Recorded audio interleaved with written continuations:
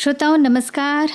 पुनः आपके पास हम आ गए हैं सेहत की बात डॉक्टर के साथ ये कार्यक्रम लेकर। आज एक ऐसे रोग के बारे में हम बात करेंगे जो बहुत आम है, लेकिन लोग अक्सर शर्म या डर के कारण इसे नज़रअंदाज कर देते हैं और इस बीमारी का नाम है हर्निया। आज हमारे साथ स्टूडियो में मौजूद हैं प्रसिद्ध लेप्रोस्कोपिक एवं general surgeon doctor Gurvinder Singh ji, जो हमें बताएंगे इस बारे में। डॉक्टर साहब, आपका बहुत बहुत स्वागत है। धन्यवाद पद्मा जी। सबसे पहले सभी श्रोताओं को नमस्कार जी। अब श्रोता ये जानना चाह रहे हैं कि हर्निया आखिर होता क्या है। तो सबसे पहले मैं सभी श्रोताओं को बहुत आसान भाषा में समझाना चाहूँगा कि हर्निया आखिर होता क्या है। अब यूँ समझिए, इसे आप कह सकते हैं कि किसी पुराने कपड़े में छोटा सा छेद हो जाए और उसके अंदर रखा सामान बाहर निकलने लगे।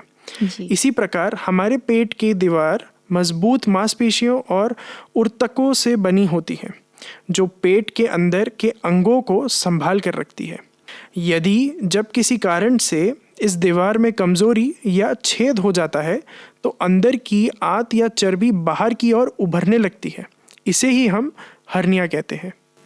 डॉक्टर साहब, इसके लक्षण क्या हो सकते हैं कि क्या क्या ऐसा लगता है या महसूस होता है लोगों को कि उनको दिमाग में कौंधे कि क्या ये हर्निया है?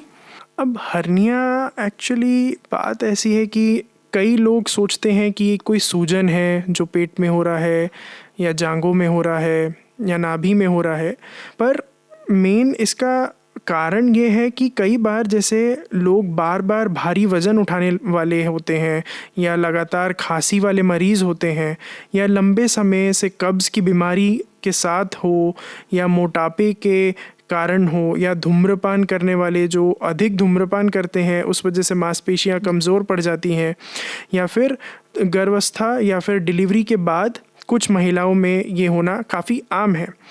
जिनका पहले या कभी ऑपरेशन हुआ हो पेट का, वहाँ पर भी ये बीमारी हो सकती है। लेकिन कई बार जन्म से भी ये मांसपेशियां कमज़ोर होती हैं, जिसके वजह से छोटे छोटे बच्चों में भी ये सारी बीमारियां हो जाती हैं। तो हर्निया यानी पुरुष और महिलाओं दोनों में हो सकता है? जी बिल्कुल। तो ये कितने प्रकार का होता है डॉक्टर साहब? हर्निया के प्रकार तो काफ़ी होते हैं, बट जो आम है वो मैं आपको पहले बताता हूँ। जो मुख्य प्रकार है, जांघ और कमर के जोड़ में होने वाला इंग्वाइनल हर्निया कहते हैं, जो सबसे आम होता है। अब नाभि में होने वाला हम उसे नाभि का हर्निया या अम्बिलिकल हर्निया भी बोलते हैं। पुराने ऑपरेशन के निशान पर होने वाला इंसिजनल हर्निया होता है, और जांघ के ऊपरी हिस्से में होने वाला फीमोरल हर्निया। और इन सब में सबसे ज़्यादा आम जो होता है वो होता है इंग्वाइनल हर्निया, जो कि जांघ और कमर के जोड़ों में होने वाला।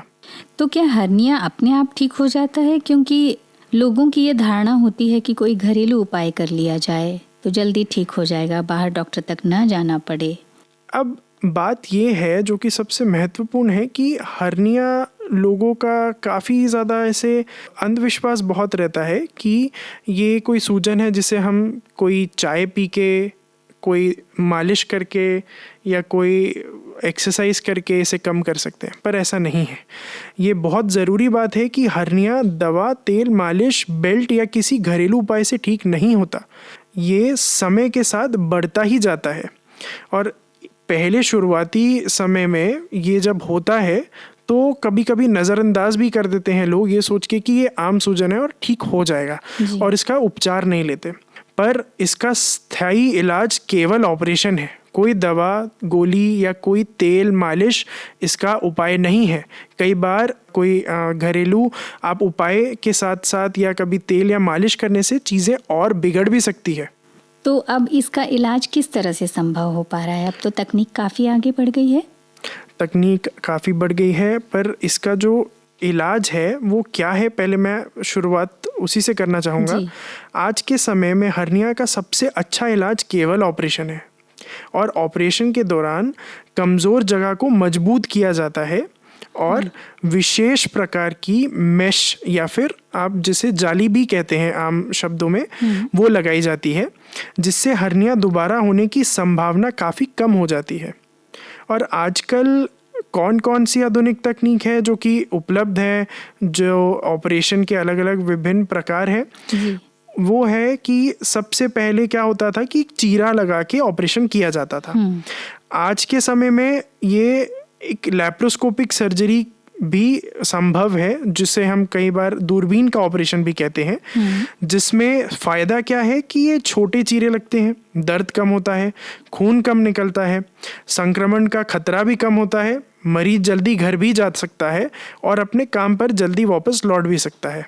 तो रिकवरी का कितना टाइम लगता होगा किसी भी मरीज़ के लिए? वैसे तो अलग अलग मरीज़ों के लिए अलग अलग होता है रिकवरी का टाइम, फिर भी आम तौर पे कैसे रिकवर करते हैं? आमतौर पे रिकवरी पेशेंट के कई बार उसके शरीर के ऊपर भी निर्भर करता है कि उसको खाना पीना कैसा है, वो ऑपरेशन के बाद डॉक्टर की सलाह जो बताई गई है वो अच्छे से मान रहे हैं कि नहीं मान रहे।